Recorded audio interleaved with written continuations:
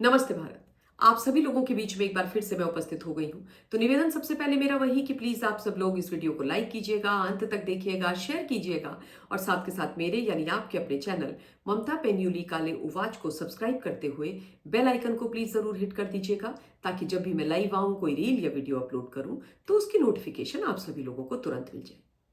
बस अभी ऐसे बैठे बैठे ये 2 लाइन्स लिख दी कि वक्फ तो बहाना है, गरीबों को बरगलाना है, देश को जलाना है और फिर उसमें अपनी राजनीतिक रोटियों को पकाना है। यह उनके लिए है जो लोग वक्फ बिल पास होने के पश्चात सड़कों पर उतरने की धमकी, सुप्रीम कोर्ट जाने की धमकी देते हुए शाहीन बाग 2 को रिपीट करना चाहते हैं। और ये और कोई नहीं, वही है जो सियासतदान है और राजनीतिक मुसलमान है, जिनको यह लगता था कि इस देश के अंदर जो कुछ उन्होंने वक्फ बोर्ड के अंदर कर दिया गलत, अन्याय जो वो कर रहे हैं, उसको बदलने वाला कोई नहीं होगा।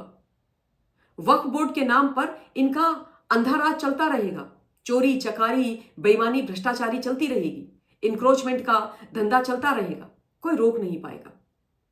और 2014 से पहले तो इनको यह लगता था कि भाई वक्फ की तरफ कोई देख भी नहीं सकेगा, क्योंकि अगर कोई देखने की कोशिश करेगा तो उसको दिन में तारे दिखा दिए जाएंगे, तुष्टीकरण की राजनीति के नाम पर, भय के नाम पर, आदि आदि। लेकिन मोदी जी हैं तो मुमकिन है, और मोदी जी ने वो कर दिखाया जो इन सियासतदानों को असंभव लगता था। और क्यों किया?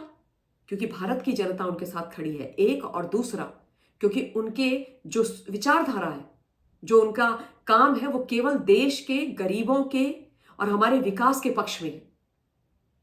इसीलिए आज ये काम हो पाया है। इन लोगों को तो लगता था कि इम्पॉसिबल है, संभव ही नहीं है, 240 में क्या कर पाएगी बीजेपी, मोदी जी क्या कर पाएंगे। जो एनडीए के घटक दल हैं, टीडीपी, जेडीयू, चिराग पासवान, वो तो साथ ही नहीं देंगे।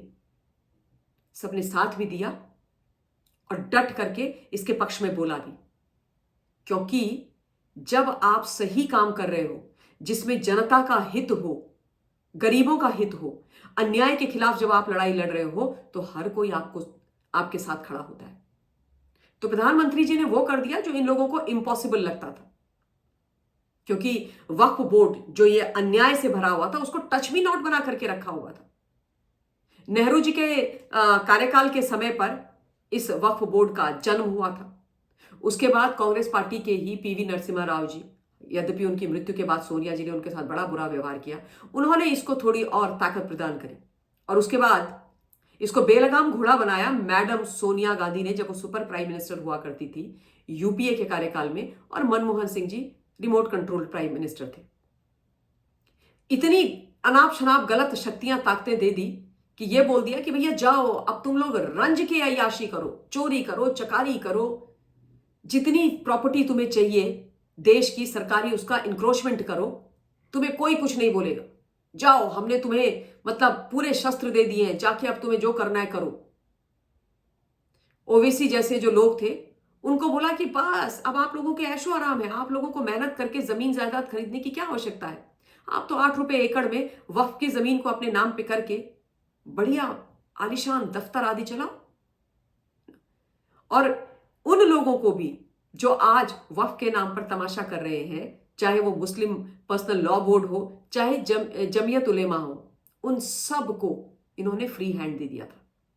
इनफैक्ट जब कांग्रेस के कार्यकाल होते थे, इनकी सरकारें होती थी, तब जमीयत उलेमा या किसी का भी इनका कोई कार्यक्रम हो जाए तो मजाल है कि कांग्रेस का कोई टॉप लीडर अपनी हाजिरी ना लगाए, कॉर्निश ना बजाए।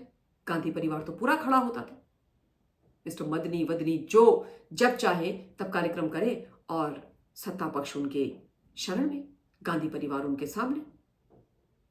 तो जिन लोगों ने इतनी तुष्टीकरण की राजनीति करी है, जिन्होंने इस वक्फ बोर्ड को इलीगल तरीके से काम करने की शक्तियां प्रदान करी, उनको यह लग रहा था कि बस इसकी तरफ कोई नहीं छेड़ने वाला है, क्योंकि भय का माहौल बना के रखा था ना, ये हो जाएगा, वो हो जाएगा। लेकिन प्रधानमंत्री मोदी जी ने वो तुष्टीकरण की राजनीति को भी एकदम ध्वस्त कर दिया है, और जो भय का माहौल बना के रखा था उसको भी भेद दिया है। इस वक्फ बिल को दोनों सदनों में प्रॉपरली वाद विवाद बहस करने के पश्चात पास करवाकर, और ये दिखा दिया है कि यदि आपके इरादे नेक हैं, यदि आप सेवा भाव से आए हैं, सच्चे मन से काम करने के लिए आए हैं, जनता आपके केंद्र में है, गरीब आपके केंद्र में है, चाहे फिर वो किसी भी समुदाय से आता हो, मुस्लिम ही क्यों ना हो, तो फिर हर कोई आपका साथ देगा। इसीलिए तो आज मुस्लिम समाज के मौलवीज, मुस्लिम समाज के गरीब लोग, महिलाएं आकर के खड़ी हो गई हैं और कह रहे हैं कि हम आपके साथ हैं। और क्यों ना हो भाई, क्यों ना हो, क्योंकि प्रधानमंत्री मोदी जी ने ही तो ट्रिपल तलाक रूपी अभिशाप को इनके जीवन से हटाया था। बाय द वे, वही ट्रिपल तलाक जिसको सुप्रीम कोर्ट से पारित होने के पश्चात भी डर के मारे राजीव गांधी जी वापस लेकर के आ गए थे। यानी कि तुष्टीकरण की राजनीति के आगे, कुछ मौलवीज के आगे, कुछ कट्टरपंथियों के आगे राजीव गांधी जी ने भी घुटने टेक दी और मुस्लिम महिलाओं का और एक बुजुर्ग महिला का बुरा अपने हाथों से कर डाला। मतलब क्यों? क्योंकि केवल सत्ता में बैठना है, कुर्सी चाहिए। इन लोगों को, कुछ लोगों को नाराज नहीं करना है, तो इनका जो भी फैसला होता था उसको मानना है। अगर नहीं मानेंगे तो तुम्हारी राजनीति चौपट हो गई, तुम गए राजनीति से, तुम्हारा खेल खत्म, बिस्तर गोल। और उसी भय के चलते चलते चलते चलते इतनी गलत चीजें होती रही समाज में, मुस्लिम समाज के अंदर। क्या है ये वक्फ बोर्ड, जहां पर आप किसी की भी जमीनों को इंक्रोच कर लें, जहां पर आप किसी भी गरीब मुसलमान के लिए कोई वेलफेयर की स्कीम ना चलाएं, जहां पर आप जमीन गरीबों को ना दें, कोई स्कूल ना चलाएं, कोई कॉलेज ना चलाएं, कोई विधवाओं के लिए गृह ना चलाएं, कोई खान पान के लिए कोई किसी प्रकार की स्कीम्स ना चलाएं, चैरिटेबल किसी प्रकार का कोई भी ऐसा इंस्टीट्यूट ना चलाएं जिससे गरीब मुसलमानों का फायदा हो सके। पर हां, उसमें आप 5 स्टार होटल बनाएं, अपने जो बड़े बड़े अय्याशी करने वाले सियासतदान हैं उसमें आप अपने फार्म हाउस बनाएं, उसमें आप अपने कई कई एकर्स में जो आपकी ट्रस्ट है उसके दफ्तर खोलें, शॉपिंग कॉम्प्लेक्सेस खोल दें, चलता रहेगा। और क्या करें कि एक तरफ जो सत्ताधारी पक्ष है उसको डरा के रखें कि अगर तुमने वक्फ बोर्ड की तरफ देखा तो तुम देख लेना, तुमसे सत्ता खींच लेंगे। और वो डराने का जो काम करते थे वो किसके दम पर करते थे? गरीब मुसलमानों के। उनके सामने वही नैरेटिव जो आज भी रखा जा रहा है कि वक्फ बोर्ड में चेंजेस करके तुम्हारी मस्जिद से छिन जाएगी, तुम्हारा कब्रिस्तान छिन जाएगा, तुम्हारे साथ गलत हो जाएगा। और उनको अपने साथ रखा इतने टाइम तक, और फिर ऑब्वियसली कांग्रेस एंड गैंग को, चाहे वो टीएमसी हो चाहे सपा, उन सबको वोट दे करके सत्ताएं देते रहे, उनको सत्ता मिलती रही। और ये जो लोग हैं वक्फ बोर्ड पर ऐश करने वाले, उनकी अय्याशी चलती रही। नुकसान किसका हुआ?